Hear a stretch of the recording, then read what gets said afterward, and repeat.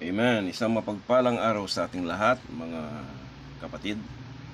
Una, nagpapasalamat ako sa Diyos sa ibinigay niyang pagkakataong upang tunghayan ang kanyang mga salita. Ako nga pala ang inyong lingkod, Henner Pacho. Makakasama ninyo sa palatuntunang teaching RDWT, no? Or Rightly Dividing the Word of Truth. Dalangin ko na sana suportahin ninyo ang programang ito at sana magkaroon ng bukas na kaisipan ang sinumang makapanood o mapadaan sa channel na ito.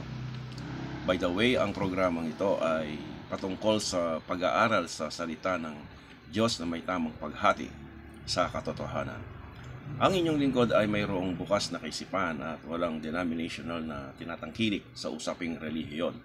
Mayroon kasabihan sa panahon natin ngayon, the illiterate of the 21st century will not be those who cannot read and write, but those who cannot learn, unlearn, and relearn.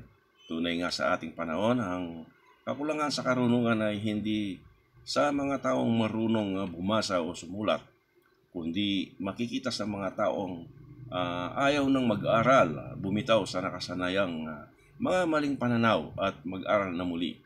Sa ating mabilis na progreso sa ating teknolohiya ngayon, sa ating panahon, kailangan laging tayong updated, no?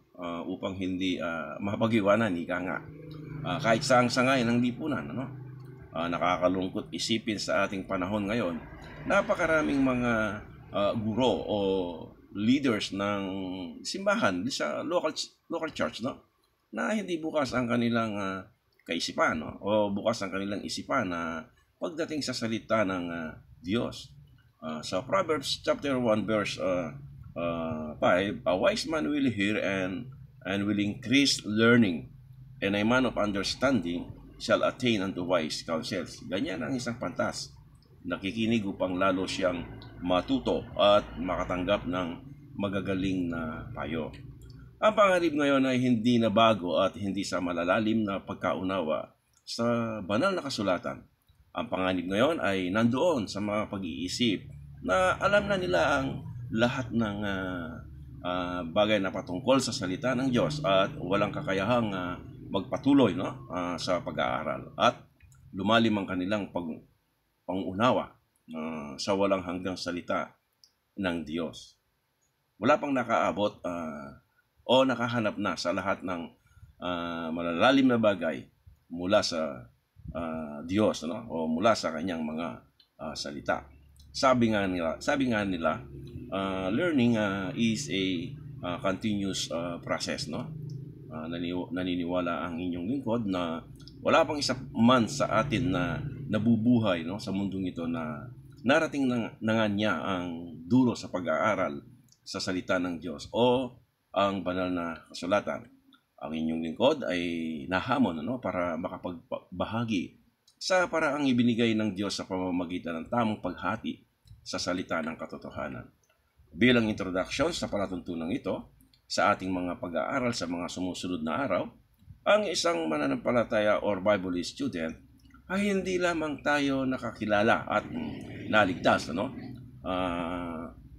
Layunin ng Diyos na lumago ang spiritual na buhay ng bawat mananampalataya, no? Upang tayo din naman ay magamit sa pagpapalaganap ng kanyang salita o ang ebanghelyo ng kaligtasan, ano? So, katulad nga ng sinabi ni Pedro sa kanyang sulat sa 1 Peter chapter 2 verse 2, as a newborn babes, desire the sincere milk of the word that ye may grow thereby. Gaya na nga ng mga tulad ng isang sanggol, no, na bagong panganak, ay nasayin nyo ang gatas na walang daya na ukol sa espiritu, no, upang sa pamamagitan nito ay magsilago kayo. Napakahalaga na ang iniinom na gatas ng isang sanggol ay puro na galing sa isang ina, no, upang lumaking malusog ang isang bata.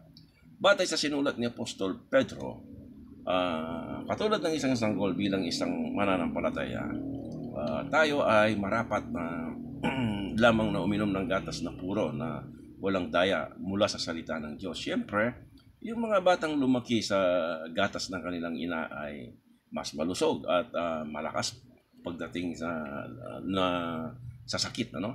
Maraming mga mananampalataya nang hindi lumalago dahil sa kanilang iniinom na gatas na salita ng Diyos ay may daya.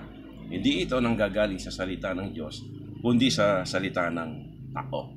So, para sa mga mananampalataya, mayroong instruction si Pablo sa kanyang sulat kay Timoteo.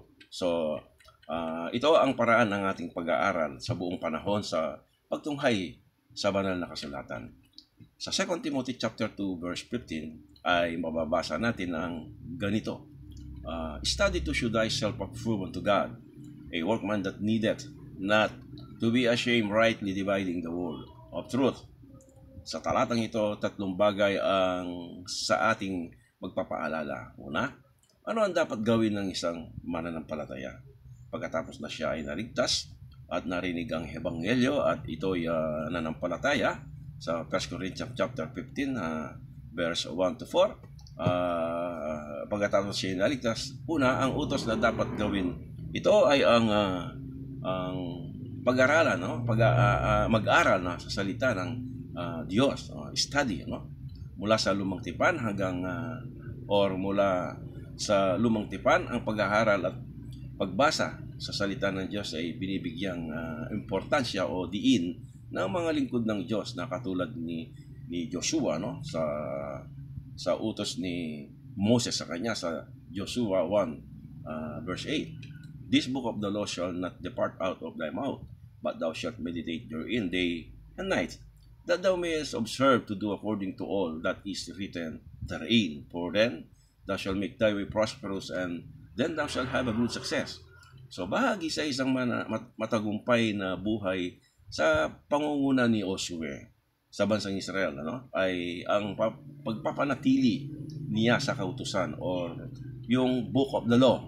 Kailangan niya itong pagbubulay-bulayan araw at gabi, dahil dito malalaman ni Josue ang kalooban ng Diyos at dapat niyang gawin. Makikita din dito na may pangako ang Diyos sa talatang ito sa mga tatalima na aralin at kanilang gagawin. Sila ay pagiginahawahin ng Diyos. Ito rin ang namutawi sa isipan ni David sa Psalm chapter 1. No? Makikita natin sa sinabi niya sa chapter 1 verse 2 and 3 ng Salmo. But his delight is in the law of the Lord, and in his law that he meditate day and night. Sabi nga niya, ang kanyang kasiyahan ay nasa kautusan ng Panginoon, no? At sa kautusan niya, nagbubulay siya araw at gabi. And he shall be like a tree planted by the rivers of water, no? That bringeth forth his fruit in his season. His leaf also shall not wither, no? And whatsoever he doeth shall prosper. Sabi nga siya ay magiging isang parang punong kahoy na itinanim sa siping ng mga agos ng tubig na nagbubunga sa kanyang kapanahunan at ang kanyang dahon ay hindi ito nalalanta, no? At anumang kanyang gawin ay giginhawa. Ito ang nasa laman ng puso ni King David, ano? Ganoon din sa mga huling araw, ang pagpapaalala ng Diyos ay may kaugnayan sa kanyang mga salita.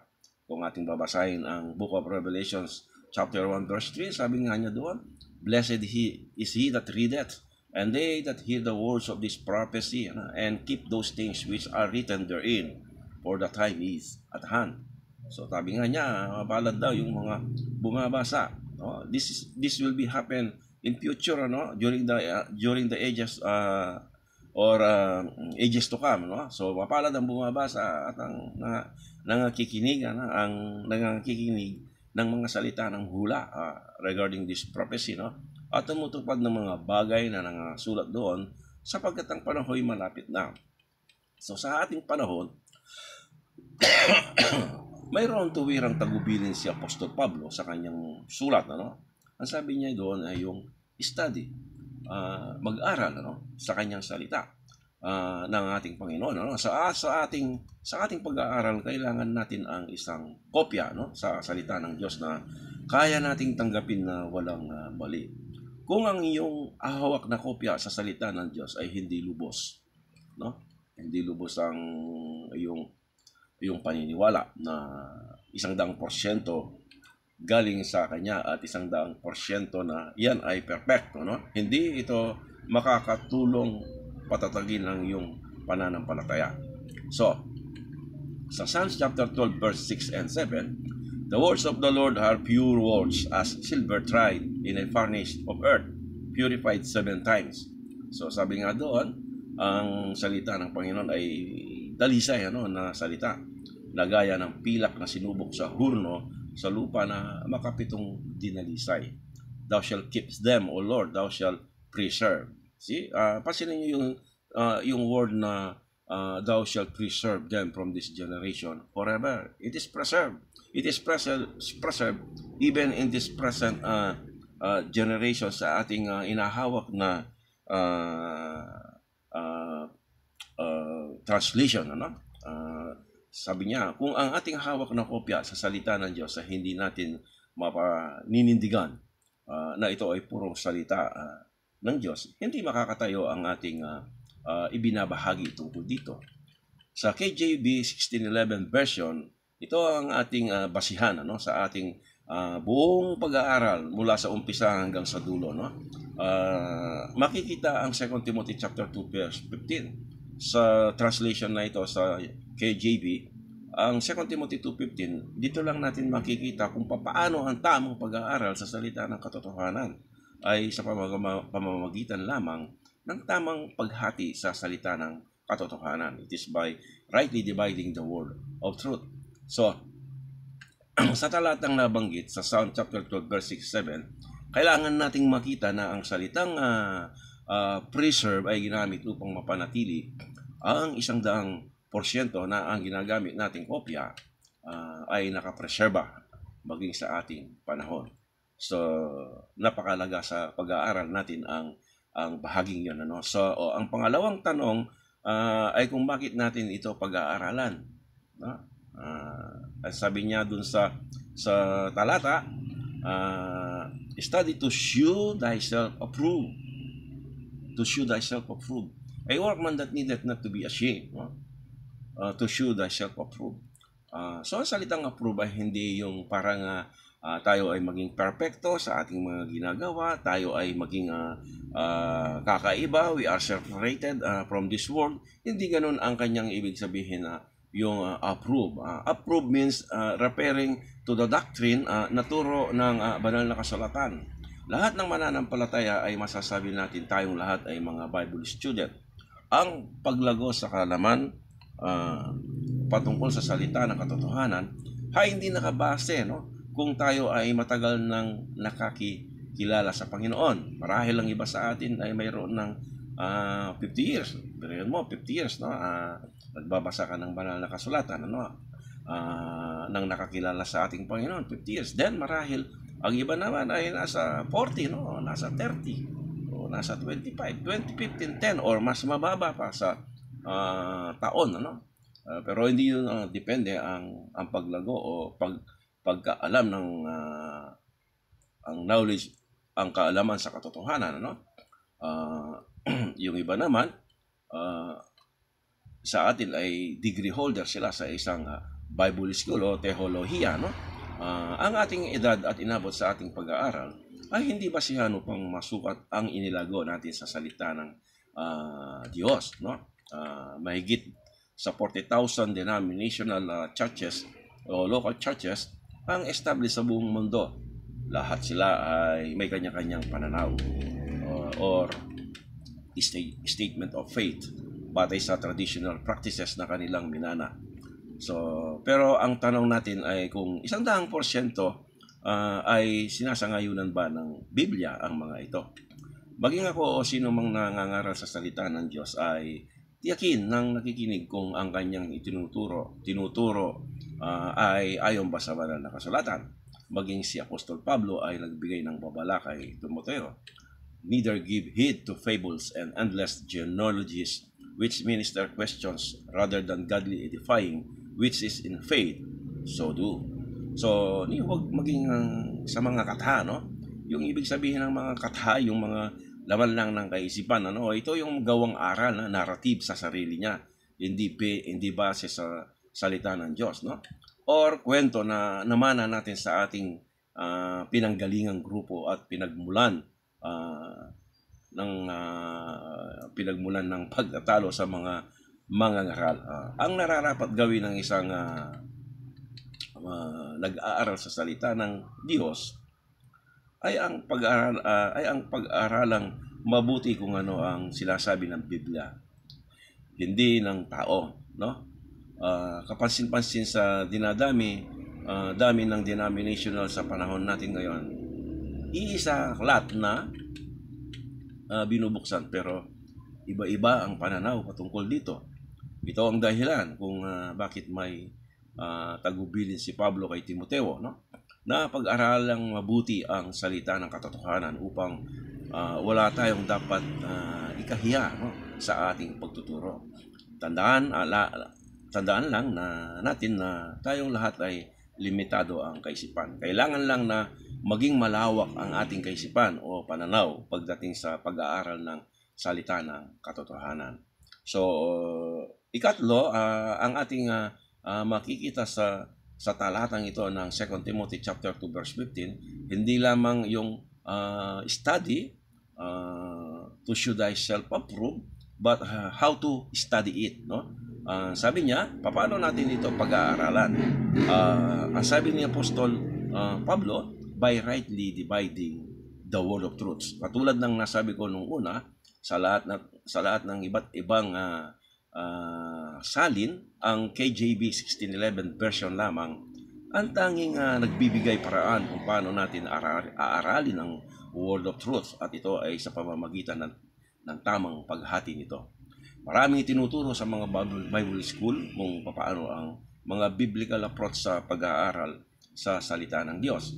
Nariyan ang exegetical, hermeneutical, eschatological, theological, at marami pang iba. Pero ang banal na kasulatan ay nagbigay ng tuwirang paraan upang ito ay lubos nating maunawaan, ano?